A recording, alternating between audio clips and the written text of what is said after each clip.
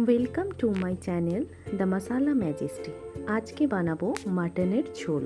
Pressure কুকারে 2 চামচ সর্ষের তেল দিয়ে তেলটা গরম হয়ে গেলে তার মধ্যে দিয়ে দেব গোটা গরম মশলা, 2 এলাচ, লবঙ্গ, তেজপাতা, দারচিনি, জয়িত্রী আর গ্রেট করে দিয়ে দেব হাফ টিস্পুন মতো জায়ফল। এবার গরম মশলাগুলো তেলের মধ্যে অল্প নাড়াচাড়া করে এর মধ্যে দিয়ে দেব 1200 গ্রাম মাটনটা 5 মিনিট ধরে ভালো করে নাড়াচাড়া করার পর এর মধ্যে দিয়ে দেব থেতো করে রাখা 2 চামচ আদা রসুনের পেস্ট। আদা রসুনটা দিয়ে খুব ভালো করে মাটনটা মিক্স করে নেব আর তারপর দিয়ে দেব 1 টিস্পুন নুন।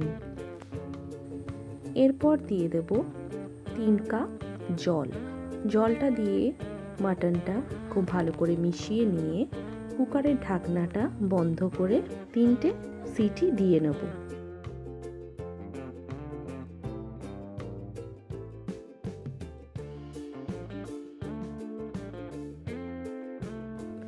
এরপর একটা কড়াইতে 2 চামচ সর্ষের তেল দিয়ে নুন হলুদ মাখিয়ে রাখা আলুগুলো খুব ভালো করে লাল লাল করে ভেজে তুলে নেব। ভাজার সময় গ্যাসের ফ্লেমটা মিডিয়ামেই রেখেছি যাতে আলুটা 80% কুক হয়ে যেতে পারে। এখানে আমি চন্দ্রমুখী আলুটাই ইউজ করেছি। আলুটা তুলে নেওয়ার পরেই ওই তেলের মধ্যে আরও 2 চামচ তেল দিয়ে দিলাম। তার সাথে দিলাম 2 শুকনো লঙ্কা, 1 টিস্পুন গোটা জিরে দিয়ে খুব ভালো করে ফ্রাই করে নিলাম 1 মিনিট ধরে। এই সময় গ্যাসের ফ্লেমটা লো হিটেই রেখেছি। এরপর মিডিয়াম সাইজের 4টে পেঁয়াজ স্লাইস করে কেটে নিয়ে এই তেলের মধ্যে দিয়ে দিলাম।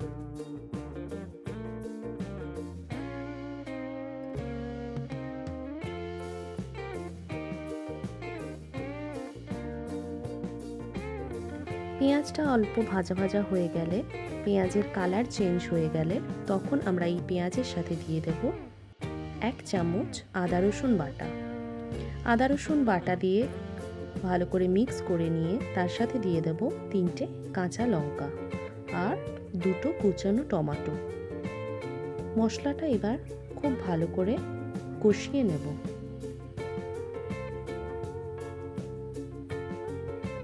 মশলাটা কষানোর সময় দিয়ে দেব 1 টিস্পুন নুন,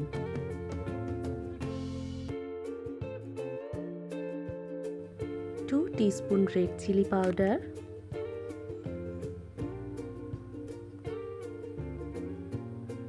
1 টিস্পুন হলুদ গুঁড়ো, 1 টিস্পুন জিরে গুঁড়ো, 1 টিস্পুন ধনে গুঁড়ো আর 1 teaspoon Kashmiri red chilli powder.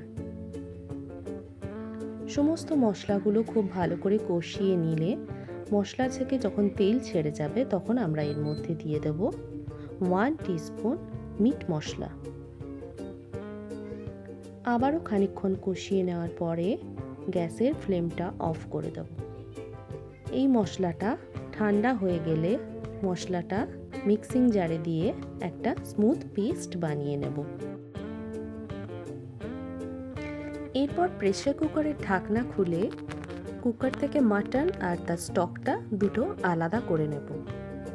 আর ওই ফ্রাইং প্যানের মধ্যেই দিয়ে দেব 1 চামচ বাটারটা ভালো করে মেল্ট হয়ে গেলে এর মধ্যে দিয়ে দেব শুধু মাটনের টুকরোগুলো। মাটনের স্টকটা আলাদা করেই রেখে দেব পরে ইউজ করার জন্য।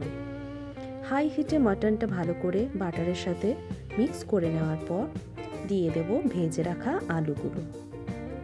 আলুগুলো দিয়ে নাড়াচাড়া করার পর এর মধ্যে দিয়ে দেব পেস্ট করে রাখা মশলাটা।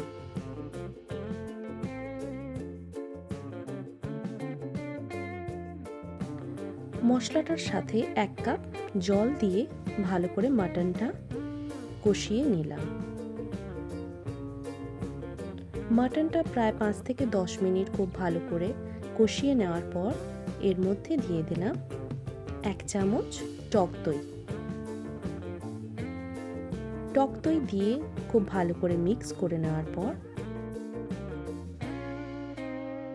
হাফ টিস্পুন গোটা জিরে আর হাফ টিস্পুন ধনে একসাথে নিয়ে থেতো করে নেব। ওই গুঁড়োটা মাটনের সাথে দিয়ে খুব ভালো করে মিক্সড করে নেব।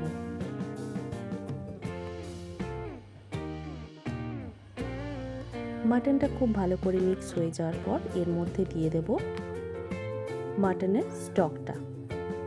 মাটনের স্টকটা দিয়ে নাড়াচাড়া করে পরিমাণ মতো নুন দিয়ে মাটনটা 10 মিনিটের জন্য ঢাকনা দিয়ে রেখে দিলাম। আর তারপর 10 মিনিট পর গ্যাসের ফ্লেমটা অফ করে দিলেই তৈরি মাটনের ঝোল।